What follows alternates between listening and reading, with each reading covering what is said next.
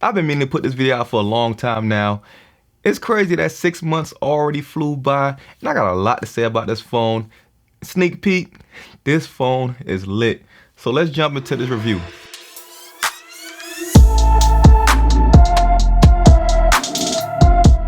Out of all the phones I've used in the last year, including the Pixel 7 Pro, the Fold 4 is the one that I just keep coming back to. I don't use a lot of phones, but whatever reason, the Fold 4 just keeps bringing me back. It's like at this point now, I'm just tired of this plain slab of glass, and the versatility of the Fold 4, it just can't be matched. Everything else is just at this point is just really boring. Now I know the Fold line has been out for a while, but this is the first time I'm using the Fold. I had the Flip 3 and I always wanted to get the Fold, but it was too expensive. But of course the Samsung discounts, I was able to get my hands on the Fold, and it's just game changer. It literally changed the way I see phones now. Coming into using the Fold 4, I just knew that it was going to take some kind of compromises by having this foldable display. But I was so wrong, and very unexpectedly, I didn't think I was going to use the outer display on the Fold 4 a lot, because I just knew I was going to always have this thing open and cranking out the bigger screen. To my surprise, I actually use the outside screen, I would say 70% of the times, because I mean, of course, you just quickly pull it out my pocket, viewing whatever, social media, all that things. And then like the quality of the screen, the quality of the outside screen is just as good as any other Samsung phone. And it's 120 hertz. So they ain't cut no corners. Now this screen is 6.7 inches, but it's very tall and narrow. So a lot of things don't quite adjust to the aspect ratios that well, but if visually, it still looks appealing. It has always on display. I mean, literally, it's just like any other Samsung phone. And then, bam, you open it up, full out tablet. Also, 120 hertz screen. Colors pop. The brightness is what, 1200 nits. So using this inside outside, as the visibility is always on point. It's crazy that like Samsung always had a history of having like really great screens, but when it came to like a foldable screen, I thought it gonna have to take some type of L with the quality, but nah. It literally looks just as good as the outside. The foldable display still hits like big time. I guess it is one compromise. It has the crease in the middle. And to be honest with you, I rarely ever noticed the crease. It's not one time I like open the phone, I'm like, oh man, that crease is bothering me. It's only like when I think about it and I go looking at it, and then really, you're looking at it straight ahead, you don't notice the crease at all, unless you're looking at it at a little angle or whatever. That's when you notice the crease. One thing I could say is that when you fold the phone, you do see that it's not completely flat. So I would want them to like continue to improve upon the design and then like get this completely flat so you don't have that little gap when you close like this. But other than that, I mean, the displays on here are like really crazy. On top of having this big old screen to your disposal, it also supports the S Pen. Now, if you know like any of my old videos or anything, I'm like a big Note fan. Like I'm a crazy big Note fan. So when they brought the S Pen to this screen, of course I liked it. The only downside of the S Pen really, well, there's a few downsides to the S Pen. One, it doesn't go directly in the phone like the Note. You have to use it with the case. And when you use it with the case, it's like bulky and it's like pretty much ugly and uncomfortable to hold. And I really don't like rocking cases. So when I do have the case on, it's normally just the back of the case. And then since the way the S Pen fits into the case, it adds this weird shape to the phone that's not that comfortable to hold. It rocks and leans and does all kind of weird stuff. So I don't really actually use the case with the S Pen because it's so weird and just awkward. I do like using the S Pen because it's so useful, but I don't use it as much because I don't carry it around all the time.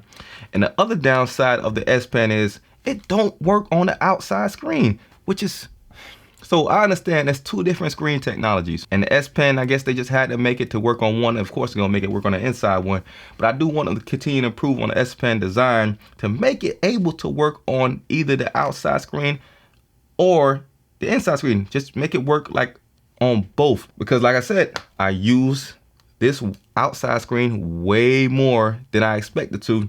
So it'd be nice to just have the S Pen. I can use it inside, I can use it outside, no matter what, I can just use the S Pen. Other than that, it's really like the functionality of having this huge screen as well as the small screen is just really just not matched. So we jumping all in. We ain't even gonna play with the review. I'm trying to jump straight to the point. The camera's on here. Have you seen my unboxing? Like, I trashed the camera. I mean, it was really, I caught the trash. I linked the video if you haven't seen my unboxing video. But I was not impressed by the cameras when I tested it out during my unboxing. But the cameras are not that bad. It just didn't live up to, like, my first impression didn't live up to like other Samsung phones that I use. This under the display camera, it is really terrible. Even Samsung would admit that this under the display camera is so bad. It's technically really great that they was able to pull it off, and it's not visible at all too. It's like the crease. I really don't even notice that there's a camera there until like I go looking for it, or if I open the camera up and I notice, and I open the camera and I see like, oh man, this is bad. But that camera is really trash, and they probably just really put it on there just to prove that they can do it, and they can prove that they can hide it well. And I know they're still working on it and gonna make it better quality. Well, hopefully they was able to make it better quality. I wouldn't mind if they would just left it a punch hole, because it wouldn't have bothered me at all. The outside screen, the camera on that one is a punch hole. It's a punch hole camera, and that one is pretty good. The back cameras, you got the zoom, you got the ultra wide, and you just got the wide. All of them puts out really great quality photos and video, but it's just not great as what you will see like on like the ultra. And it's also crazy to me that they didn't put the same exact cameras from the ultra on the fold. It's not like this phone is cheap. The phone is really expensive. So they might well just have threw everything into it, including those cameras from the ultra. Speaking of the price of this is way too high. I mean, like, the average person, the normal person, most people, it would be financially irresponsible to buy this phone at full price. Well, I mean, if you're gonna keep it for a long time or whatever, but if you're like someone like me that just change out phones all the time, it wouldn't be a financially good decision to pay. Well, I don't even know what the full price is anymore. But good thing is, Samsung has crazy discounts with their trading offers. So I was able to get this phone included with a lot of other little accessories for about $850, something like that. But it was like a really good deal, which is why I have this phone right now. Coming into using the Fold, one thing I was skeptical about was the build quality. I wasn't quite sold on how well this would hold up, or I didn't think it was gonna last. So the first Fold, it was all kind of stuff that went wrong with that Fold. I ain't even gonna go back down the rabbit hole. So I didn't expect much as far as build quality. I just knew something was gonna go wrong. But I feel like this is the 4th time at it. So that's why I also felt comfortable buying it, that they had time to refine stuff. But the build quality overall on here is great. Everything feels solid. Everything just, it snaps. It's about over 6 months now. The open, the closing still feel the same way. I haven't been rocking this with a case, so I done dropped this thing a few times. The screen has been holding up, even though I did put the phone in my pocket with a box cutter, being stupid, and it kind of scratched up the outer display a little bit, but a little micro scratches, so it ain't nothing that's too noticeable. But like I said, I haven't been babying this phone. I'm rocking it raw. No case, no nothing. My pocket, and it fell out my lap a few times on the floor. It took a couple hard spills, and the Fold is still holding on like a champ. The screen, the crease, is still like the same crease. It didn't get any worse. It didn't get any better, but it's still pretty much the same as the day I bought it. One thing that does happen is inside of the hinge right here, it gets a little debris in there, but as soon as you open it out, whatever kind of thing they got on the inside, it literally like brushes out the debris. So when you open it again, you really don't hear it again, even though I kind of just heard it again.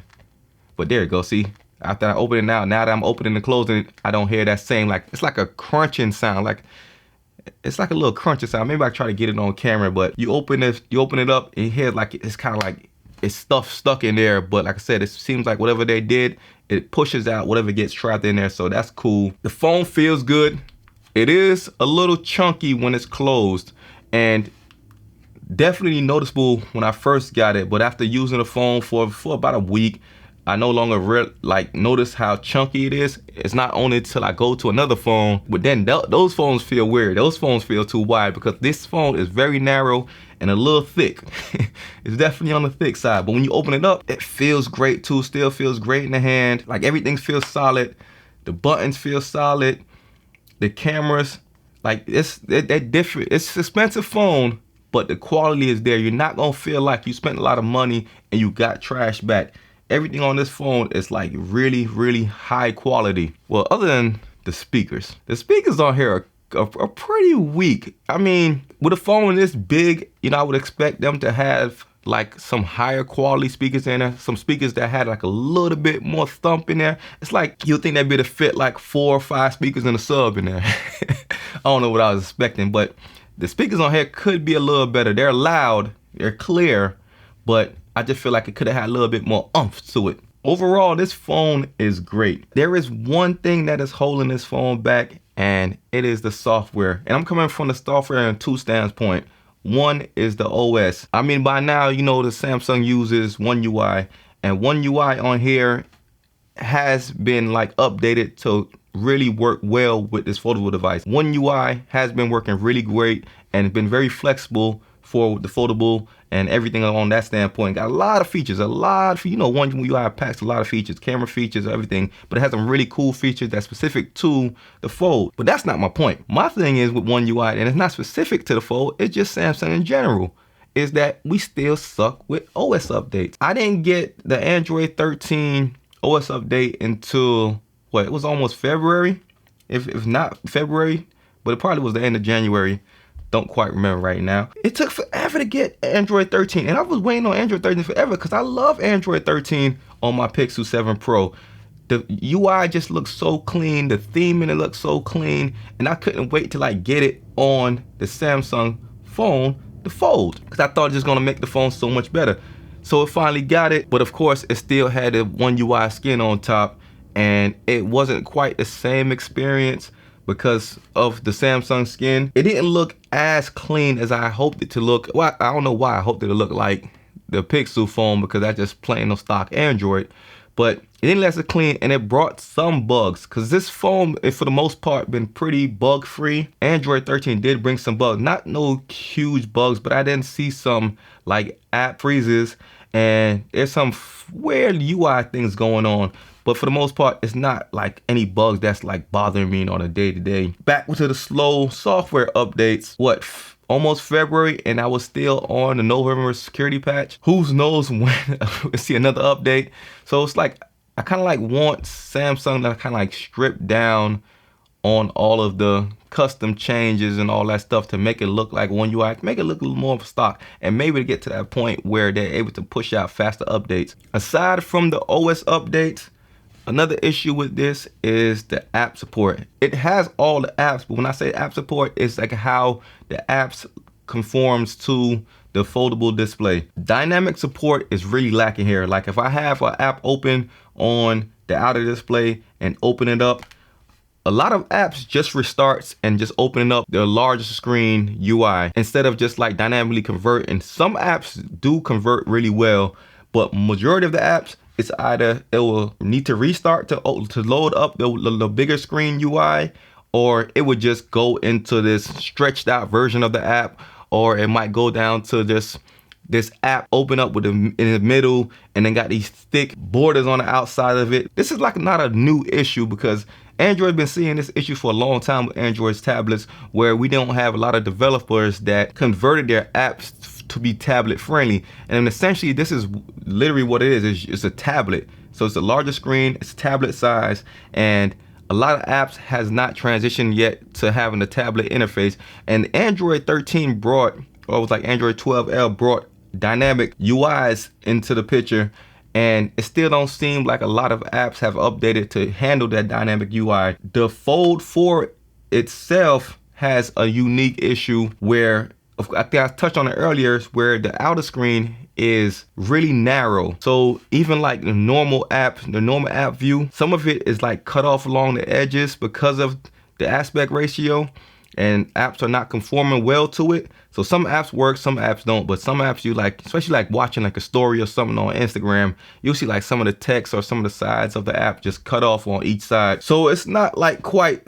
all the way there with the apps. I think as time moves on and as we have the Pixel tablet coming out, and then there's rumors about the Pixel foldable come out. So I think those devices coming out would further like push and influence developers to update their app. We might get to that point where every app has a dynamic UI. I think with the increased popularity of foldable devices and Android new focus on tablets again, I think we might just get to that point where every app looks good on a larger screen.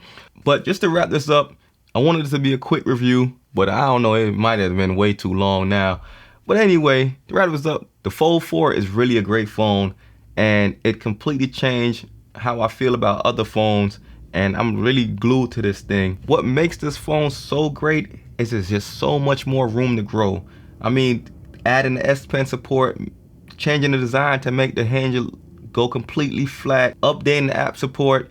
It's a lot that can change on this phone that will make it even better, and that's what I'm mostly excited for. And also the fact that we might get that Pixel Fold. That thing might just be crazy because I love me some stock Android. So having that on foldable just might be crazy. I think the future is bright for foldables. Even iPhone is talking about might be coming out with a foldable. So the future is bright. I don't think this is going away, and I think these foldable phones is going to really change the game when especially becoming more of a common thing. But thanks for watching. If you're feeling really good today, go ahead and hit that subscribe button, and I'm out.